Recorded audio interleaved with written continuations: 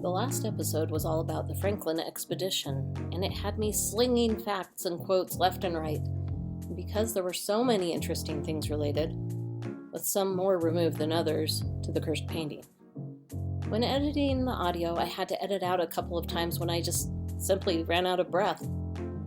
There was a lot to cover, and we were just skating along the surface. Whew. We left off with 2 abandoned ships, no survivors, and the terrible story that the officers and crew of the ship had perished in the hostile environment of the polar desert, some never accounted for. Grim, sad, and beyond a difficult story, but that leaves us at a turning point in our story.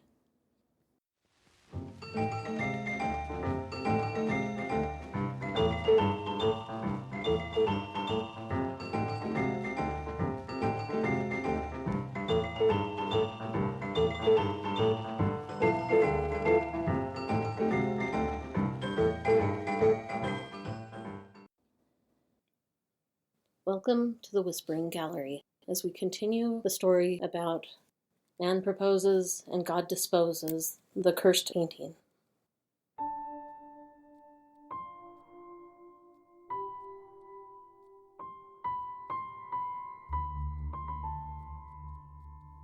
The expedition left England in 1845, and to that the search and rescue started in 1847, ending 40 expeditions later in 1859. The search for the Franklin expedition ended 14 years after they departed. That's holding out some serious hope. But was it? There was still the lure of finding the Northwest Passage and the glory of discovery. And going on these rescue missions came with the chance to discover the Northwest Passage. Plus, it sounded noble. 5 years after the rescuers stopped looking, it was 1864, we arrive at our painting of choice in this episode, Man Proposes, God Disposes, by Edwin Landseer, who was living in Victorian England. So what is with that painting title?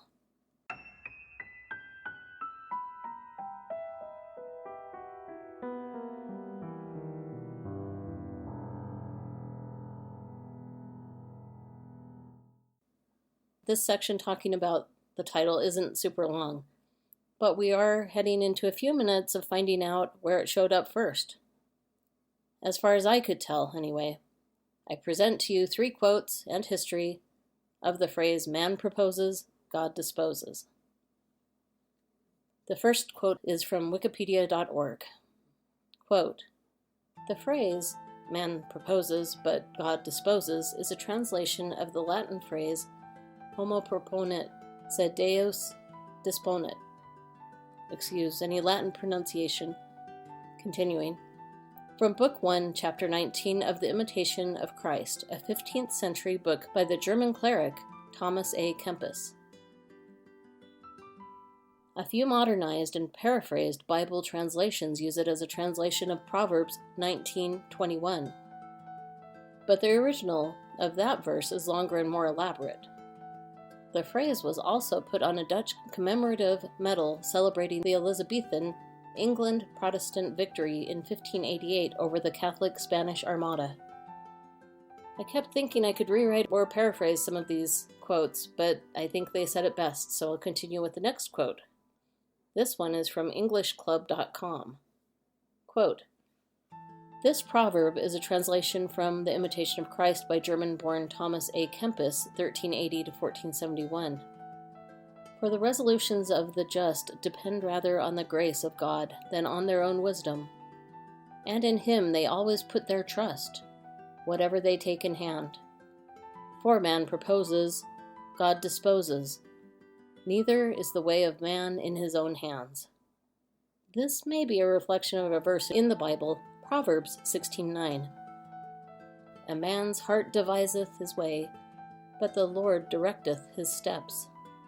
And Shakespeare, too, had a similar message in Hamlet, by Hamlet. There is divinity that shapes our ends, rough hew them how we will. Unquote. That came from EnglishClub.com. So this kind of sounds like In God We Trust, maybe, right? This has been on U.S. coins since the Civil War, and later was enforced by law, Bill H.R. 619, signed by President Eisenhower in 1955. The following year, it literally took an act of Congress to create our official national motto, In God We Trust. That came from govmint.com, government.com. So now that we've talked about the story behind the painting, the story behind the title, let's dig in to who the painter was. Part 3, Edwin Landseer.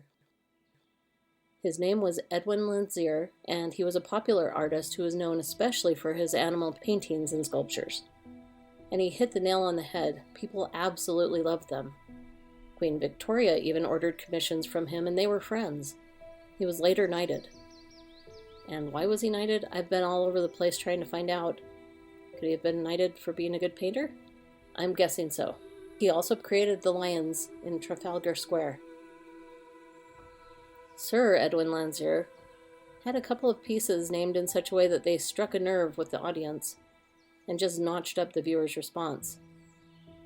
For example, the old shepherd's chief mourner, I'm betting you can guess who showed up to mourn him, and it wasn't a human in the painting, but the shepherd's dog, his head resting on the closed coffin.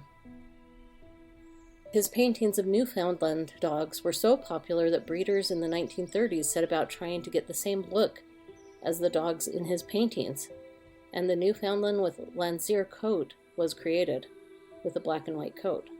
Pretty influential. That was Shotzi, just saying hi. Edwin's father was an engraver, and Edwin, born in 1802, was adept at drawing when he was young and was already having his work displayed at the Royal Academy when he was only 13. He proposed to a lady but was not accepted, so he didn't ever marry, and he taught the Queen art lessons, and he accepted commissions from the Queen. In 1840, his mom died, and he had a breakdown. In 1850, 10 years later, he was knighted, and by now, he was dealing with depression and substance abuse. But this didn't stop him from painting. In 1866, he declined the presidency of the Royal Academy. He painted horses, dogs, and stags mainly. In the summer of 1872, his family asked to have him declared insane. The following year, he died on October 1st, 1873. We've got something coming up that is going to touch the third rail, if that makes me sound hip. I'm not sure that it does. It might just kind of be a more difficult topic. So this is about his melancholia.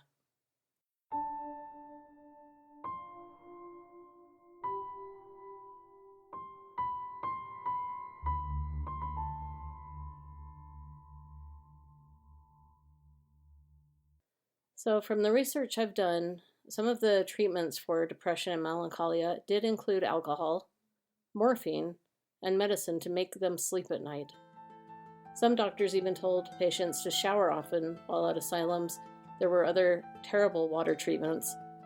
They would also put patients in cold baths, and for single women, they would suggest they get married and have children.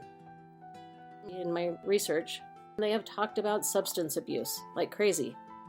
They don't talk about, they talk about alcohol, but they don't mention the other things, which could have been his depression medication that his doctors were giving him. Or else maybe he was self-medicating, I don't know. So he was a successful artist, as discussed, a favorite of the Queen. I don't know if he was under treatment for assistance with his depression or melancholia, as they called it. In these articles in the Judgment of the World that he was an alcoholic and using drugs, I guess I just wanted to point out that it could have been treatment from the doctors of the time. So, and then if the crossing of these items can happen, it can be deadly, which is horrible. One other way to think about it. He had a substance abuse problem, which seems trite to say. It sums up the behavior, not the how or why of how it started, the motivator. If it was a prescription from a doctor, so to speak, or suggested by the doctor. I'm not saying any of substance abuse is justified. I'm just trying to understand the history of Edwin Landseer. and the condition and the treatments at that time. Edwin was on his own difficult path. Unfortunate beginnings of his struggles with mental health and depression, and it seems this started more hardcore after losing his mother in 1840, which resulted in a breakdown. My dachshund is over here standing up asking for cookies. She will get one in just a sec. It's a good thing treatment of depression and mental illness has progressed and is still a study. At the University of Utah, Dr. Mickey in particular is studying genetic markers in conjunction with Johns Hopkins University for depression. So there are medications and treatments like cognitive behavioral therapy, and at the University of Utah there is a treatment-resistant depression clinic that specializes in 3 treatments in particular: transcranial magnetic stimulation, ketamine, and electroconvulsive therapy. Part 4. The Cursed Painting.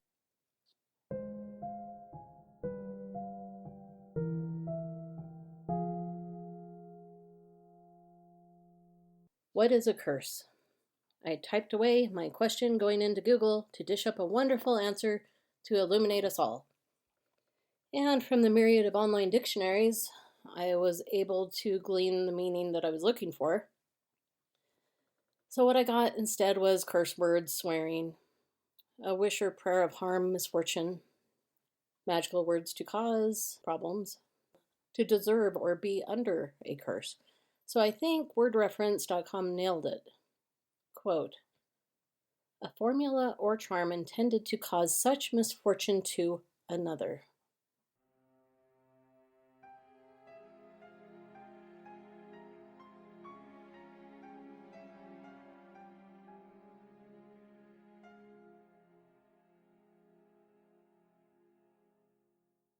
That is what we are thinking has been placed upon this painting of Man Proposes, God Disposes by Edwin Landseer.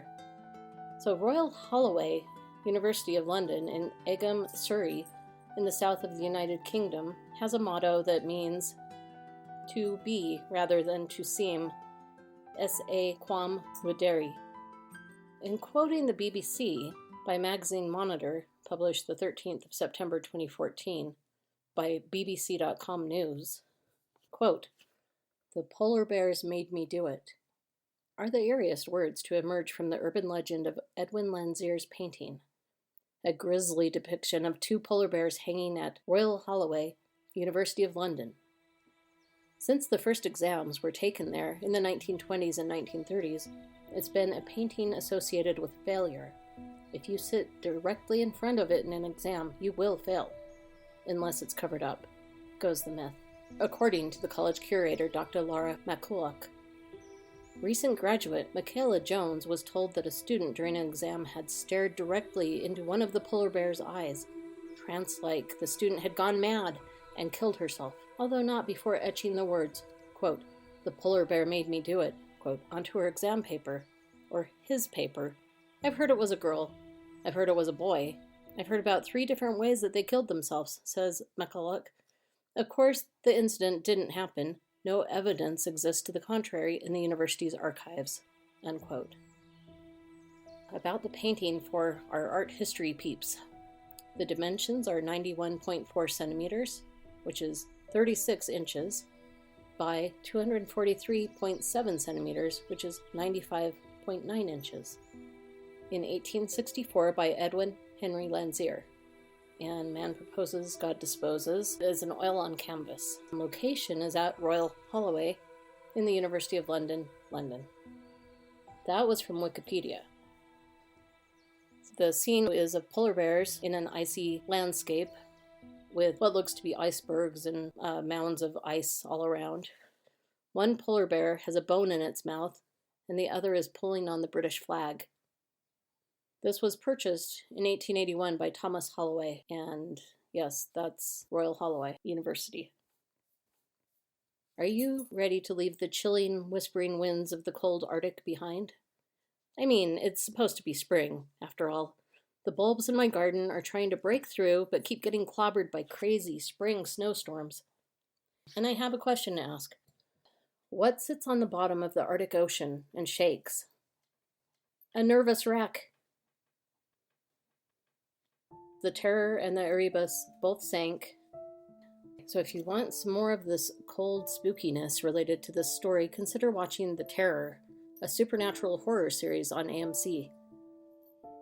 Eric Nordenskjöld, I don't know if I'm saying that right, was the first person, though, to navigate the Northeast Passage. How does it happen when you have a whole crew with you and you're like, ta-da, I was the first person. Are you on the very front bow of the ship? Or how did you get to be the first person? Anyway, just saying, it sounds like Eric and his crew probably were the first people to navigate the Northeast Passage. Maybe I'm just nitpicking. Roald Amundsen made it by air to the North Pole in Norge, a dirigible, in 1926. Some good points to remember.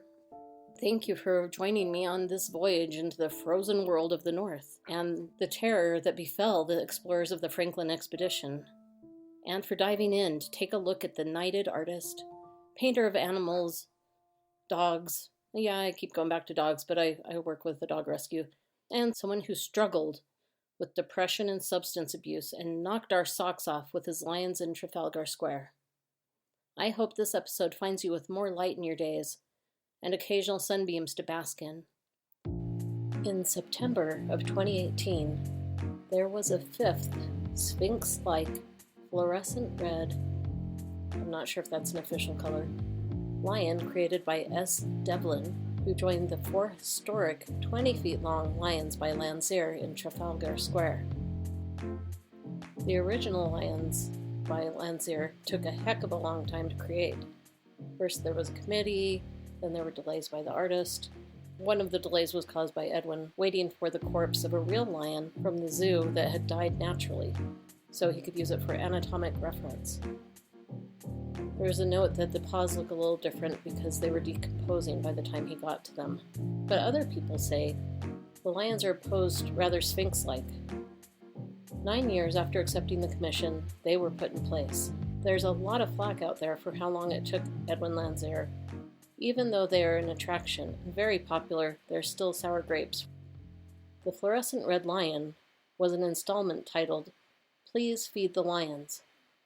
This was an interactive exhibit where visitors would feed the lion a word, and the AI, or machine learning, would expand it into a 2-line poem. During the day, the poem was displayed in the lion's mouth, and at night, the poem was projected on Nelson's column. 50,000 words were submitted to the lion while it was there. There is a legend that if Big Ben were to chime 13 times, the lions will come to life.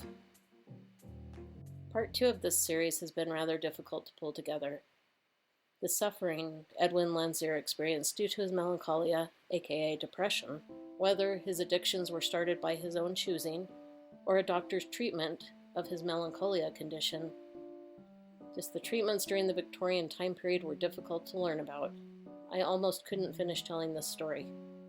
I was on the fence about finishing it. But Edwin Landseer's life and art is the whole reason we're even telling this story. I am not a doctor or a counselor, nor am I endorsing any of the treatments from Victorian times or now. I'm simply telling the story as it unfolded, and as usual, the topics I read up on bring up questions. Please seek medical advice from your doctor and qualified, licensed mental health professionals. The reason I'm talking about this is the hope that someday we may destigmatize even talking about the subject of depression and mental health. If you find yourself in urgent need, call 911 in the USA or your emergency number where you are. In the US, the suicide prevention hotline is 988, voice or SMS. So wow, that was some very serious stuff.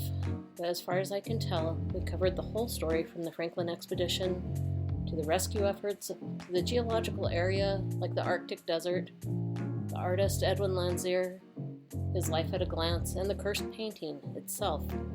I'm so glad you're here with me exploring these strange stories and all of the things that get dug up in between. You're not going to want to miss the next episode.